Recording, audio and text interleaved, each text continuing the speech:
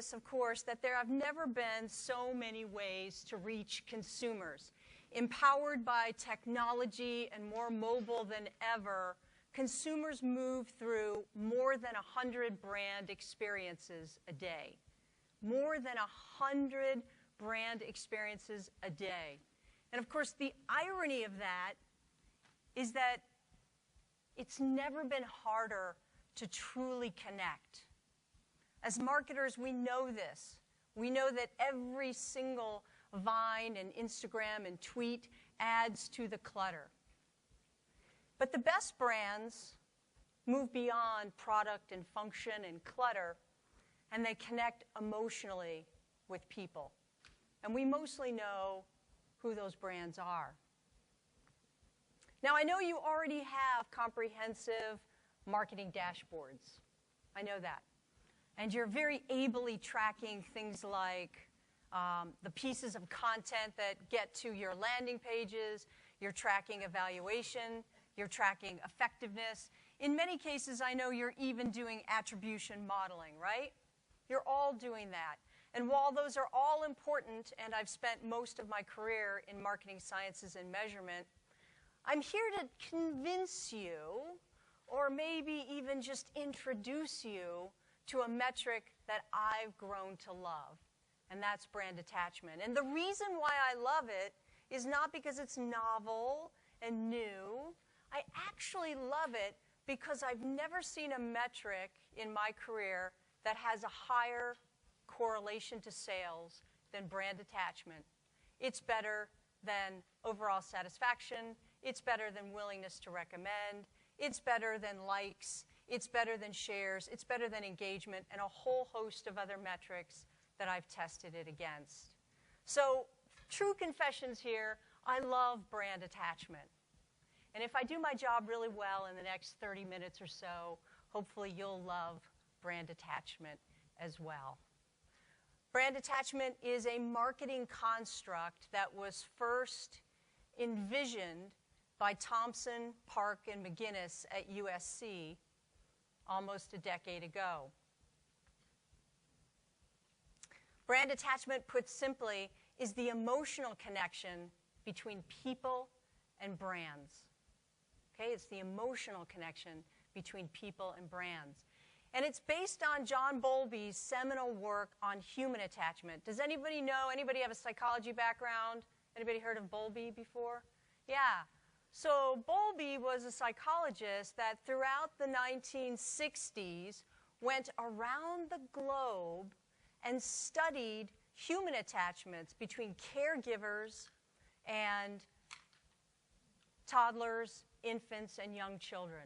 He went all over the globe just to observe the relationship and how strong attachments are formed between caregivers and children. And what he found with all of those ethnographies is that there were 4 behaviors. Strong attachments, strong human attachments, exhibit 4 behaviors. The first behavior is that the caregiver and the child want to be near each other. That's proximity maintenance. The second behavior is that the caregiver provides a safe haven so that when the child comes back, they are welcomed, they are loved, they feel safe. The third behavior is that the caregiver provides a secure base such that the child can go off and away from the caregiver and feel confident enough to explore.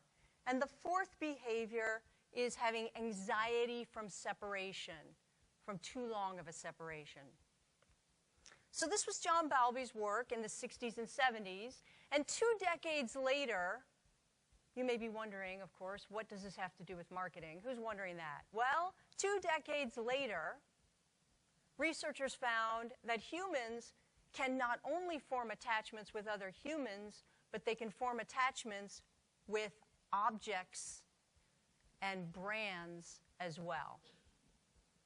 How many of us have brands that we truly love, that we don't want to be separated from, that when we are under stress, we want to be with those brands? Those brands give us creative license to go explore, right? Who's got a brand in mind that maybe you have an emotional brand attachment with? Come on, you all do. You're just chicken. Pardon me? Ice cream, okay, yeah, and a category, right? Fabulous, fabulous. So we all do, but that wasn't actually all that the researchers found. A decade later, what was really, really, I think, even more interesting is when researchers were looking at the centers of the brain that light up. What they found is that strong attachments become rooted in the limbic part of the brain where emotions reside. Not the neocortex, but the limbic part of the brain. And this is incredibly important because 90% of all decisions that we make as humans, researchers have estimated that those decisions are actually made in the limbic brain.